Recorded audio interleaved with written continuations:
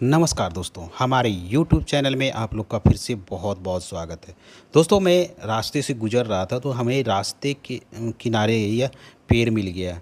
ये जो पौधा है ना, आपको अक्सर ज़्यादातर रास्ते, रोड के किनारे, खेत खलियान, मेड़ पे यह आसानी से देखने को मिल जाता है। यह पौधा अक्सर आपको ख़ास करके बरसात के मौसम में फलता फूलता है, जो कि आप देख रहे हैं। इसमें फूल भी लगा है और इसमें फल भी होता है और यह औषधि गुणों का पूरा भंडार है।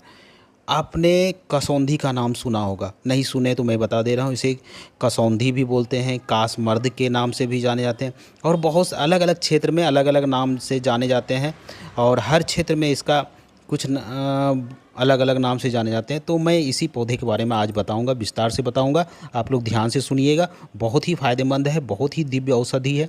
इसका प्रयोग कर लिए ना तो बहुत सारी बीमारी से आप तो ऐसे ही आज़ादी पा लेंगे और बीमारी से बच भी जाएंगे।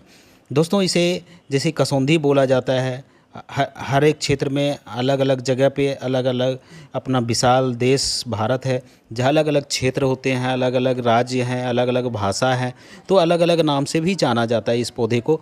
तो आप इसे अच्छी तरह से देख लीजिए, पहचान लीजिए। इसे कसौंधी, कासमर्द के नाम से भी जाना जाता है और बहुत सारी बीमारी में इसका प्रयोग किया जाता है। तो आपने पहचान ही लिया होगा। और दोस्तों, आगे बढ़ने से पहले आपसे एक रिक्वेस्ट है, मेरे चैनल को अगर पहली बार देख रहे हैं तो सब्सक्राइब जरूर कर लीजिए, बेल आइकन को वो क्लिक कर लीजिए और कमेंट में करके ज़रूर बताइएगा यह वीडियो कैसा लगा, और इसके बारे में जानते हैं तो वो भी कमेंट करके ज़रूर बताइएगा। चलिए आगे बढ़ते हैं, इसके कुछ औषधि गुणों के बारे में जान लेते हैं।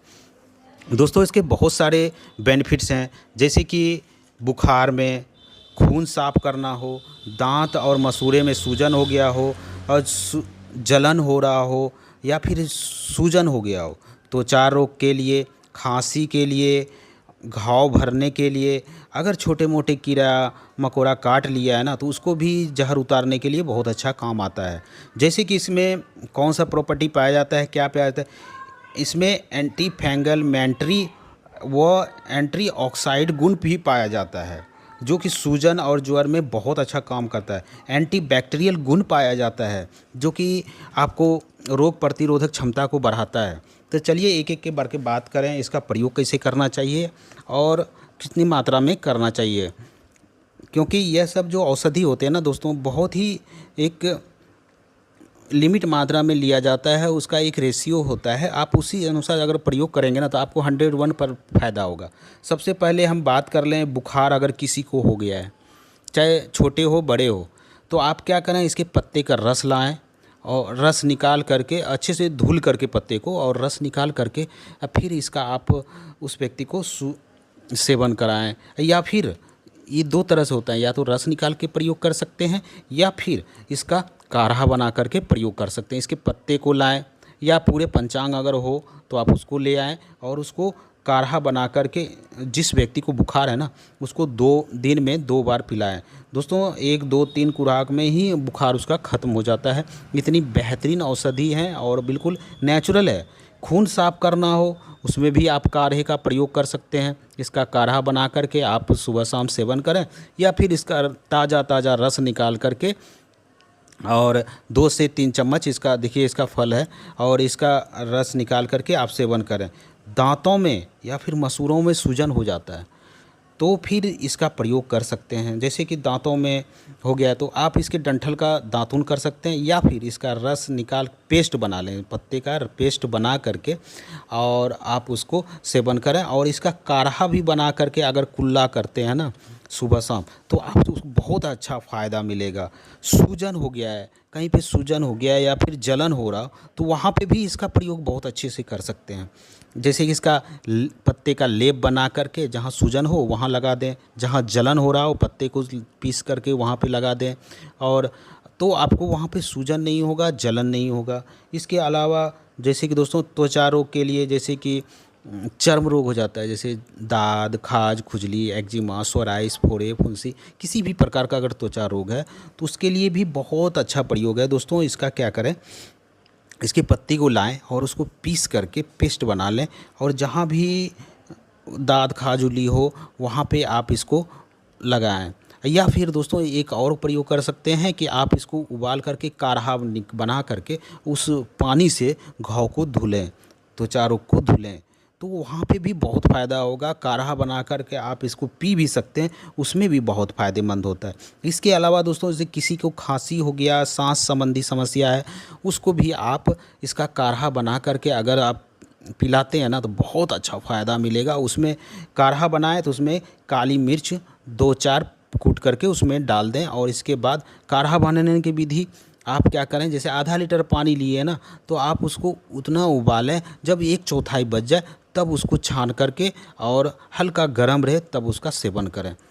काढ़ा बनाने की यही विधि है। इसके अलावा दोस्तों किसी को घाव हो गया हो, घाव भरने में भी बहुत अच्छा काम करता है।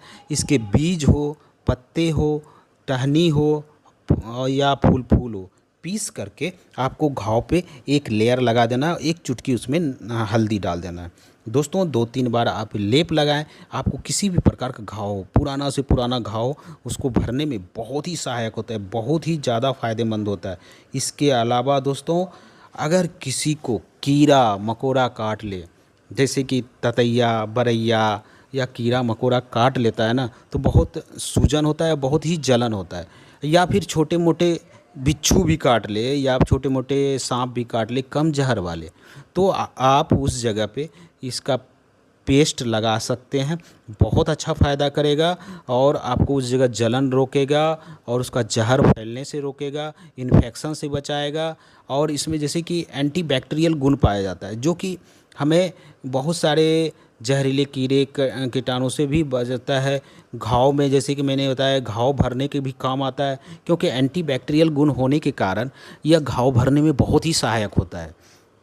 इसके अलावा दोस्तों जैसे किसी को पेट में गड़बड़ी है, पेट में जैसे लीवर में सूजन हो जाता है, यहाँ तक दोस्तों अगर किसी को पथरी की समस्या है ना, वो भी इसका रस बना के काढ़ा बना कर अगर सुबह शाम सेवन करे ना, तो पथरी को भी छोटे छोटे टुकड़े में करके मूत्र के मार्ग से इसको बाहर कर देता है। इतने फ़ायदेमंद है। इसके अलावा दोस्तों इसको अनेकों फ़ायदे हैं, जितना फ़ायदा बताएंगे उतना ही कम है। कसौंधी, कासमर्द, इसके अनेकों फ़ायदे हैं। बहुत सारे पुरुष भाई लोग भी इसका प्रयोग करते हैं अपनी ताकत बढ़ाने के लिए, बहुत ही फ़ायदेमंद होता है। और इसके अलावा अगर दोस्तों खून की जैसे खून में खराबी आ जाता है, खून खराबी होने की वजह से ही दोस्तों त्वचा रोग होता है। त्वचा रोग का ही एक रूप है, जो खून अगर खून आपका गंदा हो गया है, खून में कोई कमी है तो आपको त्वचा रोग होने लगेगा। और अगर आपका खून फ्रेश है, साफ़ है, तो आपका चेहरा भी चमकेगा, फोड़े फुंसी भी नहीं होगा, किसी भी प्रकार का इन्फेक्शन नहीं होता है। तो इसलिए दोस्तों सबसे पहले खून साफ़ करने के लिए भी बहुत अच्छा है। आप इसका काढ़ा बना करके आप सुबह शाम सेवन करें, आपका ब्लड साफ़ रहेगा, आपका खून साफ़ रहेगा, आपका चेहरा चमकते रहेगा। दांतों में भी कोई कमी है, दांतों में जैसे मसूड़े में सूजन हो जाता है, मुंह से बदबू आता है या फिर ब्लड आता है मसूड़े से, तो उसको भी रोकने में बहुत ही सहायक है। इतने फ़ायदेमंद है कासमर्द, ये कसौंधी के पौधे, और ये आपको आसानी से मिल भी जाता है हमारे घर के आसपास, खेत खलियान में बहुत ही आसानी से मिल जाता है। और दोस्तों इसका जो बीज होता है ना, इसका जो फल होता है, बीज होता है, उसका भी प्रयोग है, बहुत सारे प्रयोग है। नेक्स्ट वीडियो बनाएंगे तो उसमें आपको प्रयोग बताएंगे। इसमें यह बहुत लंबी हो जाएगी अगर एक एक करके बताने लगे, तो इसलिए कासमर्द का पौधा जो होता है ना बहुत ही फ़ायदेमंद होता है, इसका आप प्रयोग करें और इसका लाभ लें। दोस्तों आज की वीडियो कैसी लगी, आज की जानकारी कैसी लगी, हमें कमेंट करके ज़रूर बताइएगा। और मेरे चैनल पे जैसे कि पहली बार आए हैं तो सब्सक्राइब ज़रूर कर लीजिएगा। आपका एक सब्सक्राइब करने से, आपके एक लाइक करने से मेरा मोटिवेशन आप होता है, इसीलिए मैं ऐसी जानकारी आपके इस चैनल के माध्यम से देता हूँ। इसलिए दोस्तों आप लोग ज़रूर सब्सक्राइब कर लें, और ऐसे ही जड़ी बूटी के बारे में, ऐसे ही औषधि के बारे में मैं आपके लिए ऐसी वीडियो लाता रहूँगा। और तो वीडियो कैसी लगे लाइक ज़रूर कर दीजिएगा और कमेंट ज़रूर करिएगा। धन्यवाद। आप लोग स्वस्थ रहें, मस्त रहें। जय हिंद, जय भारत।